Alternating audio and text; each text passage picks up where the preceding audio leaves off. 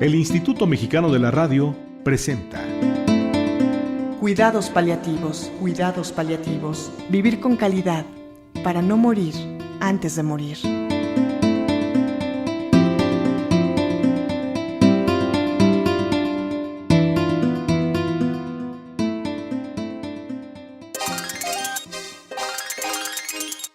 Muy buenos días, soy Luz Elena Olaiz Cortina del Centro de Cuidados Paliativos de México, una institución de asistencia privada.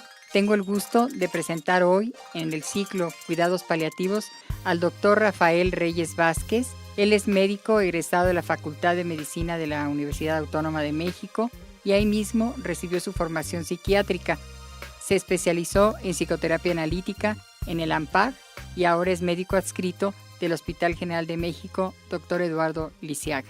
Bienvenido, doctor. El gusto es mío, Luz Elena. Pues muchas gracias por la invitación. Quería primero preguntarle, doctor, ¿cómo podría definir la relación médico-paciente? Actualmente, la relación médico-paciente es algo que poco se estudia. ¿Qué es? Es simplemente el vínculo que médico y paciente establecen ante la enfermedad y el padecimiento de un ser humano. Podríamos decir que la relación médico-paciente es el núcleo de nuestra profesión.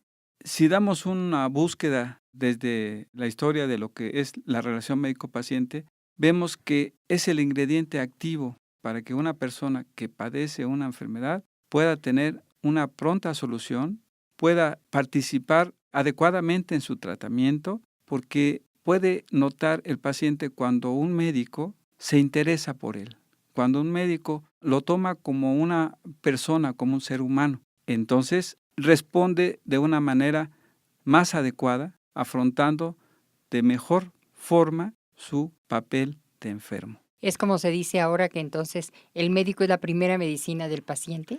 Desde luego que sí. Hay actualmente muchísimos fármacos. Hay antibióticos, hay antidepresivos, hay ansiolíticos. Lo que no debemos de olvidarnos, como decía Balin, el médico es el primer medicamento de un paciente. Esto lo podemos poner en un pequeño ejemplo. Un paciente puede llegar a una consulta y en realidad no tener alguna enfermedad, solamente un padecimiento. Y entonces, cuando tiene un padecimiento y el médico lo detecta, se lo nombra y le explica que solamente está viviendo de una manera complicada y que no es una enfermedad, sale sin una receta. ¿Qué significa esto? Eso lo quería preguntar, doctor. ¿Qué es padecimiento y qué es enfermedad? Claro, cualquier enfermedad, una colitis, una gastritis, una migraña, etcétera. ¿Qué es el padecer? ¿Cómo vive esa enfermedad? Entonces, un sujeto puede tener un padecimiento sin tener una enfermedad. El padecimiento tiene que ver con todo lo que está alrededor de la enfermedad. Por eso, la medicina médico, o sea, el médico como un medicamento, es fundamental porque uno explica, uno comprende y uno ayuda al paciente a que él también comprenda lo que le está sucediendo. Yo sé que ahora la relación médico-paciente ha cambiado. En tiempos pasados, el médico era pues un casi Dios que daba todas las órdenes y el paciente no participaba en su tratamiento, ni preguntaba, ni opinaba. Ahora escuchamos incluso la palabra esta de empoderamiento de los pacientes. ¿Usted qué opina de eso, doctor? No, yo creo que eso es algo que también ha tomado una crisis actual en la relación médico-paciente. ¿Por qué? Porque el médico debe estar mejor informado, el médico debe explicar de una forma más clara, porque el paciente ya revisa, ya se mete a internet, ya se mete a los libros y ya está más enterado de lo que le sucede. Entonces nosotros de alguna manera tenemos que estar sobre de esa información y explicarle con el vínculo de la relación médico-paciente, poder hacer que el paciente crea más en nosotros, que confíen en la medicina que le estamos proporcionando.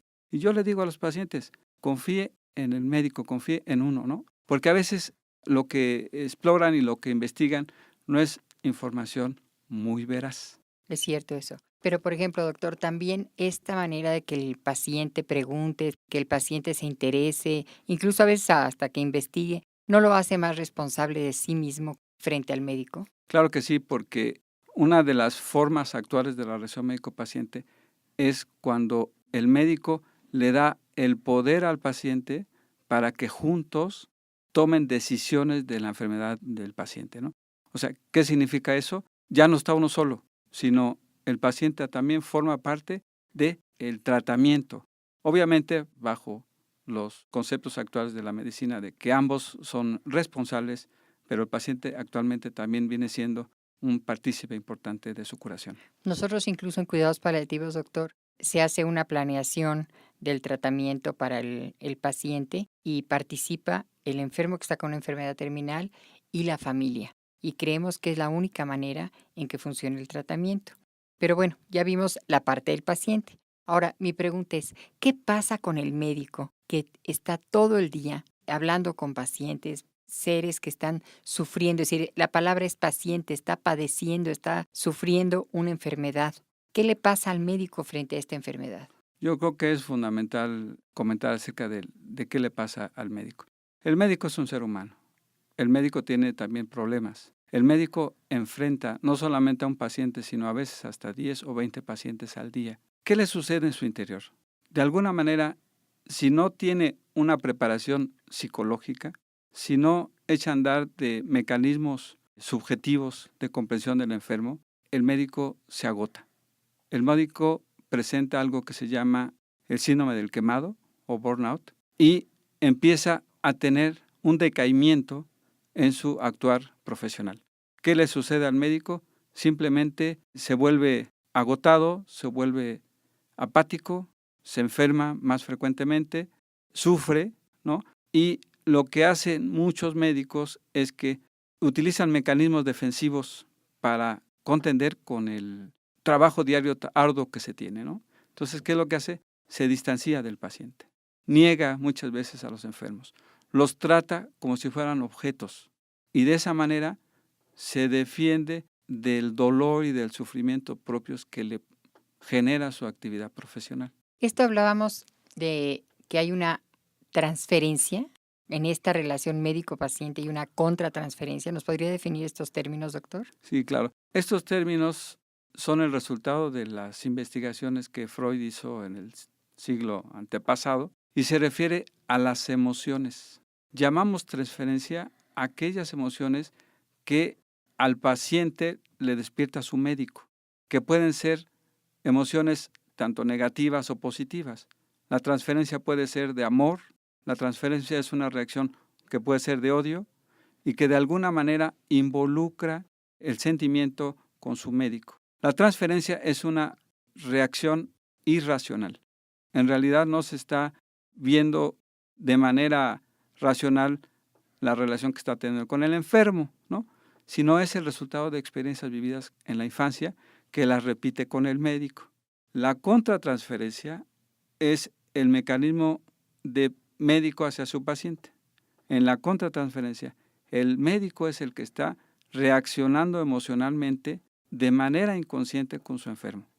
Y así como la transferencia puede ser positiva o negativa, la contratransferencia también determina su relación con su enfermo. Y esto es bien importante porque hay veces que un paciente puede resultar hostil a uno, pero esa hostilidad muchas veces tiene que ver con que uno tiene dentro de sus mecanismos mentales una hostilidad.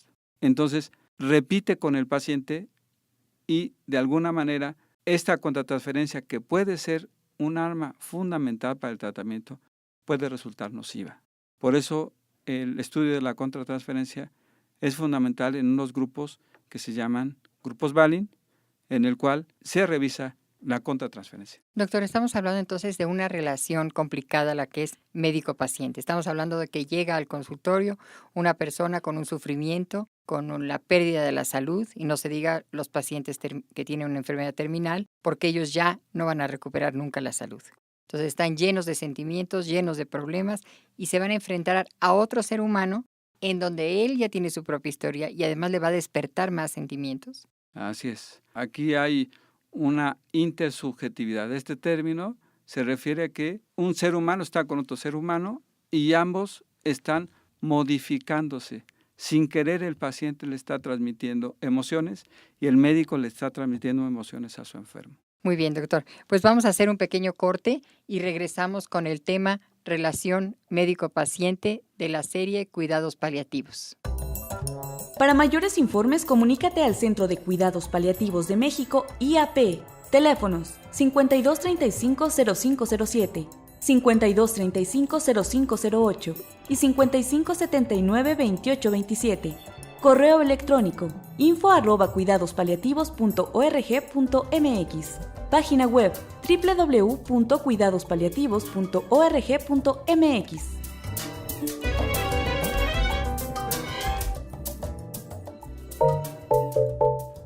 Cuidados paliativos. En un momento regresamos.